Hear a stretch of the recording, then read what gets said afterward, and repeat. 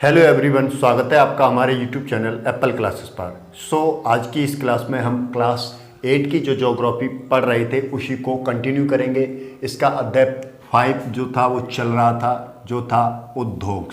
इसके हमने 3 या 4 पार्ट्स जो थे कंप्लीट कर लिए हैं। उनका लिंक वीडियो के डिस्क्रिप्शन में मिल जाएगा, अगर आपने वो नहीं देखे तो उनको देख लीजिए।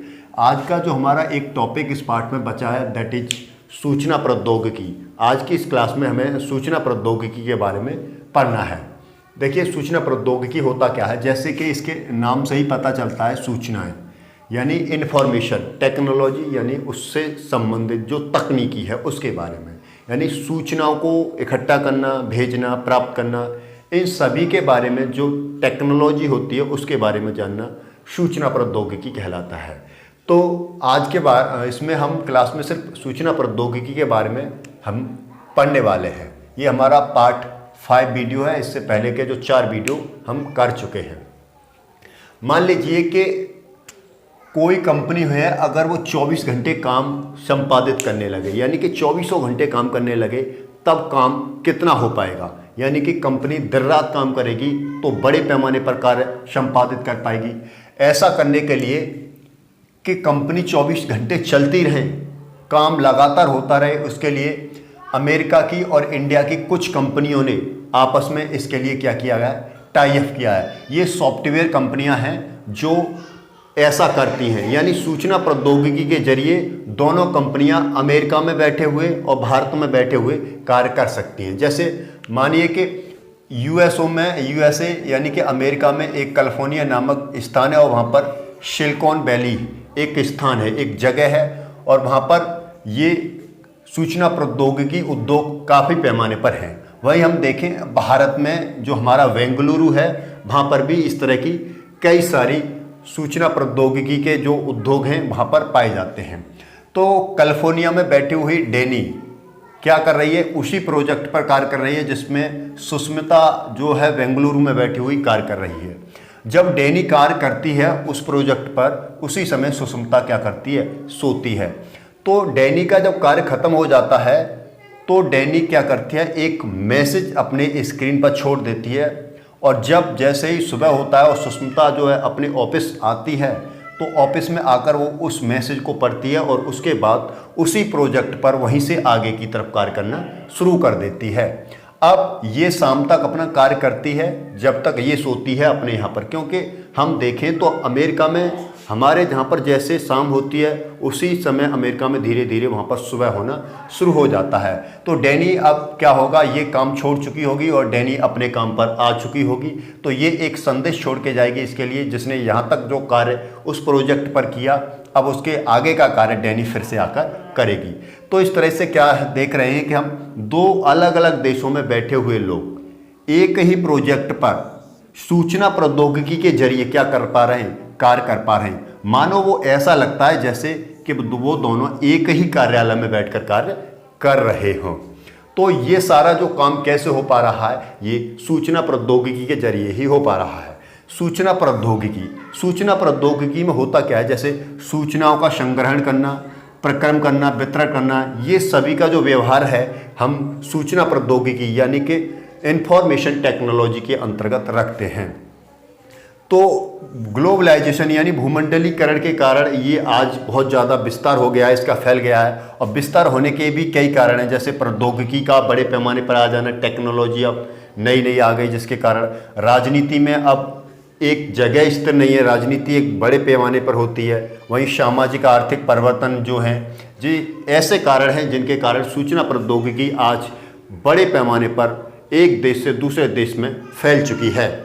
तो इस उद्योग की अवस्थिति के कौन कौन से कारण हो सकते हैं, यानी सूचना प्रौद्योगिकी उद्योग है उसको कहाँ कहाँ पर स्थापित किया जा सकता है, उसके कौन कौन से कारक हो सकते हैं। तो देखिए, इस उद्योग की अवस्थिति को निर्धारण करने के लिए कुछ मुख्य कारक होते हैं, जैसे संसाधन की उपलब्धता। जहाँ पर सूचना प्रौद्योगिकी उद्योगों को स्थापित करने के लिए ऐसे सारे के सारे संसाधन उपलब्ध होंगे, वहाँ पर ऐसे उद्योगों को स्थापित किया जाता है, और वहाँ उसकी लागत क्या है इस पर भी ध्यान दिया जाता है, और अवसंरचना यानी कि बुनियादी ढांचे पर भी ध्यान दिया जाता है। ये सारी बातों को देखा जाता है, तब एक सूचना प्रौद्योगिकी हब को तैयार किया जाता है।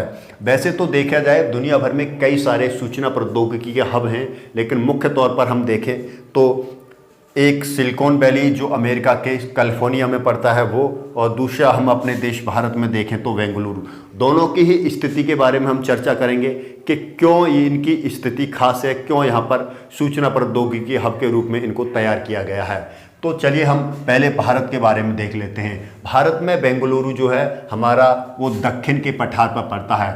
दक्षिण पर पठार पर होने के कारण इसको हम सिलिकॉन का पठार भी कहते हैं, क्योंकि अमेरिका में सिलिकॉन घाटी में ये सारे कार्य होते हैं। तो इसलिए हमारे देश में भी बेंगलुरु में जो दक्षिण का पठार है वहाँ पर ये सारे के सारे सूचना प्रौद्योगिकी के उद्योग बहुत सारे पाए जाते हैं, जिसके कारण हमारे यहाँ पर भी दक्षिण के पठार को सिलिकॉन का पठार कहा जाता है। और इसकी क्या खास विशेषता है जिसके कारण इसको चुना गया, तो यहाँ जो जलवायु है वो वर्ष भर मृदु बनी रहती है, जिसके कारण इस स्थान को चुनना काफ़ी ज़्यादा इम्पोर्टेंट है। वहीं हम बात देखें हमारे देश में बेंगलुरु के अलावा कई और ऐसे क्षेत्र विकसित हो चुके हैं जहाँ पर सूचना प्रौद्योगिकी के कार्य होते हैं, जैसे मुंबई, नई दिल्ली, हैदराबाद, चेन्नई, गुड़गांव जो हरियाणा में पड़ता है, गुड़गांव दिल्ली से सटा हुआ, वहाँ पर भी पुणे, तिरुवनंतपुरम, कोच्चि और चंडीगढ़।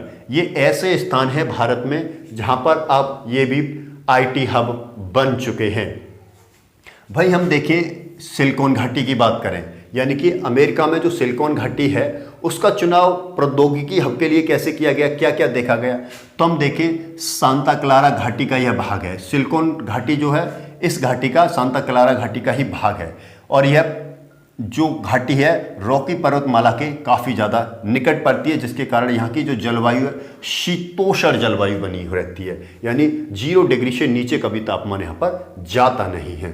तो कुछ मोस्ट इम्पोर्टेंट्स और फैक्ट हम देखें जो इन दोनों उद्योगों को यहाँ पर स्थापित करने के लिए बहुत ज़्यादा कंपलसरी है। देखिए हम बात करते हैं बेंगलुरु की, तो बेंगलुरु में क्या है, बेंगलुरु में सूचना प्रौद्योगिकी महाविद्यालय और शैक्षिक संस्थान अच्छे खासे हैं, जिससे वहाँ पर लोगों को इस तरह की शिक्षा मिल पाती है।